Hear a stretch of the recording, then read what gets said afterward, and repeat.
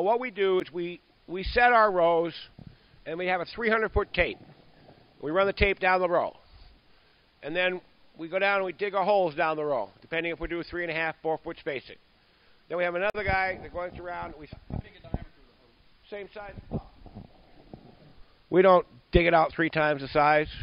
Of course, we're dealing with sterilized soil, and it's a perfect growing environment. This is not dirt. This is sterilized soil. This stuff costs us 46 cents just for the soil of the pot. It's not cheap.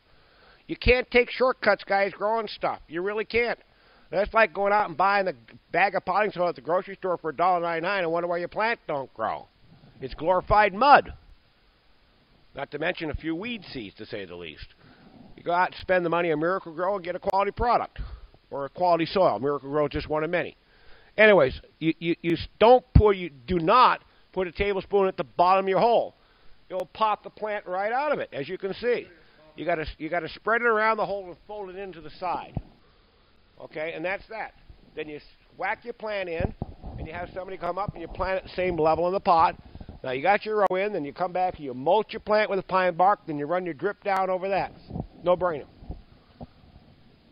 Yes, sir. On your website, I thought it said that you needed to leave at least 1.5 inches. Yes, sir. You don't want to put the pine mulch. You want to taper it back from the plant. If you don't want to rot your canes, you just taper it back. Are you using a collar to do that? No. You just get in there with a rake and push it back. It's really easy to move around. But one thing you want to do before you put your mulch down, you rake your rows out. Because what happens when you dig your holes, you end up with clumps of dirt, and now you're going to have bumpy mulch. So you got to go back after you plant and rake them down before you apply your mulch. Okay? If we walk you through step by step by step by step. We don't just sell you plants and say we love you. Goodbye. We hold your hand right straight through the entire process for years, literally years, to make sure you're successful. And we're at the point right now where you've already made most mistakes you can make, but we'll figure a few more.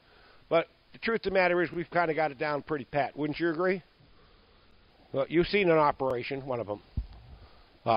Okay, another question now. Excuse me, as a follow-up on that, do you water your plants once a day, whatever? In other words, what is the trade-off of using the moisturizer? Well, first of all, you got to cut your watering requirement by 50%. Okay, second of all, say your well goes out, say you haven't got any water. I understand that. My question is, if you water every day of the week, you don't want use this, how often would you water? Cut it 50%.